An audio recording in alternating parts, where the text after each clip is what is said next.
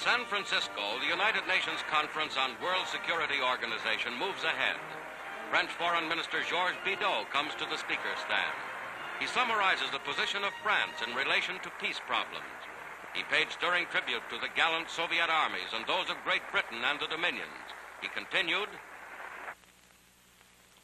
Les magnifiques troupes américaines. The blood shed on our soil by the magnificent American troops, so far from their own towns and countrysides, for a cause which knows no distance, endears to us still further the soil that received it, and makes more sacred still the harvest it has raised, which is called freedom.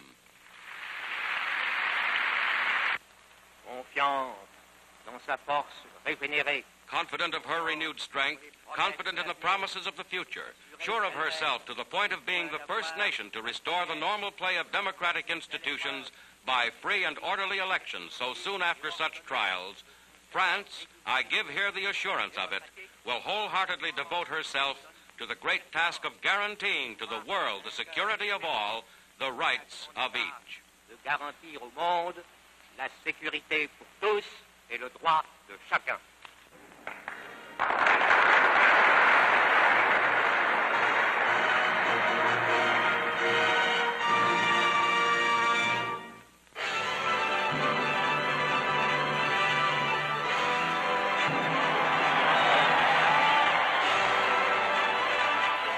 Throughout the world, throngs of people hail the end of the war in Europe.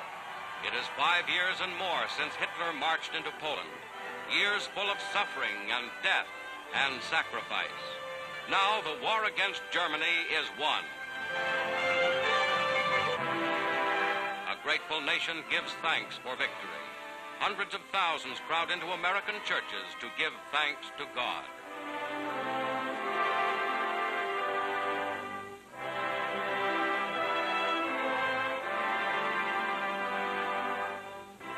President Truman announced the official surrender. This is a solemn but glorious hour. I wish that Franklin D. Roosevelt had lived to see this day. General Eisenhower informs me that the forces of Germany have surrendered to the United Nations. The flags of freedom fly all over Europe. For this victory, we join in offering our thanks to the Providence which has guided and sustained us through the dark days of adversity and into light. Much remains to be done. The victory won in the West must now be won in the East. The whole world must be cleansed of the evil from which half the world has been freed. United, the peace-loving nations have demonstrated in the West that their arms are stronger by far than the might of dictators or the tyranny of military cliques that once called us soft and weak. The power of our peoples to defend themselves against all enemies will be proved in the Pacific War as it was proved in Europe. Historic pictures of the last days of the war in Europe show American and Russian troops as they joined at Torgau on the River Elbe, splitting German armies in two. United States General Reinhardt meets Red Army General Rusakov, a meeting that spelled out certain German defeat. At Allied Mediterranean headquarters in Italy, the Germans unconditionally give up all of Italy and southern Austria. In civilian clothes, representatives of the German armies signed the surrender document. General W.D. Morgan, representing Supreme Mediterranean Commander Alexander, signs for the Allies. Preceding the final capitulation at Reims, this surrender eliminated 1 million German troops.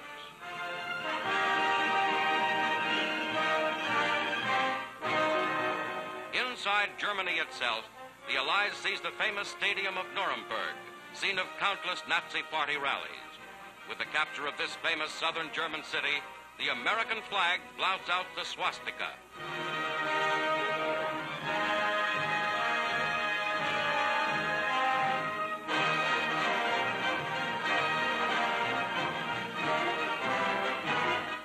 symbolic gesture, American troops destroy the Nazi Party emblem.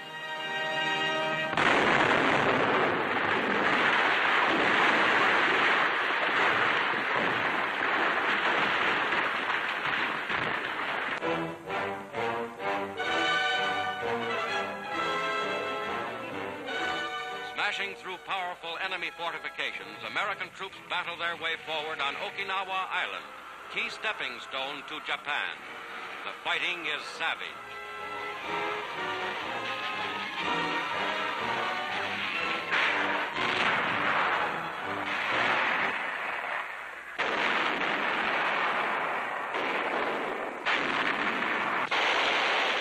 Okinawa natives come into United States 10th Army lines. They will be fed and sheltered by the Army's Civil Affairs Command. Wounded fighting men have the benefit of modern combat medical techniques. Hospital planes fly them to bases on distant islands. Resisting Japanese are blasted from their caves.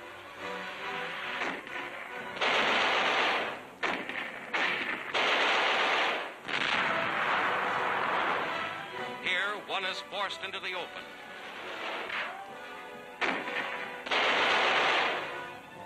Others surrender as the fierce, relentless Battle of Okinawa continues. At sea, off Okinawa, a furious naval battle rages. The United States Navy fleet is attacked full strength by the Japanese Imperial Air Force. An enemy plane comes in to drop its bombs.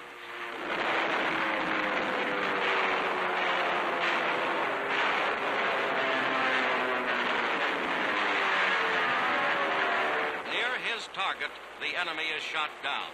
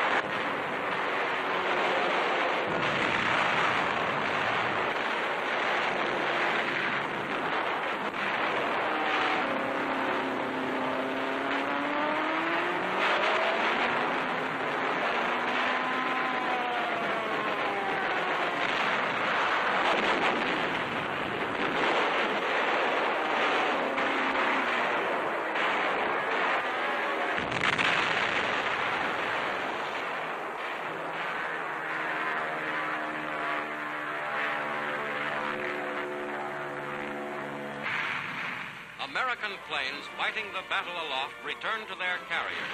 A damaged fighter lands in the sea to be picked up later by a destroyer.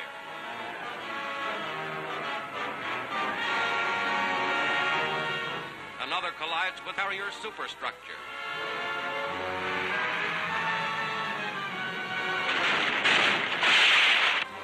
The toll is heavy, but the Navy makes its score. 245 enemy planes shot down in this one attack. 2,500 total in 1 month.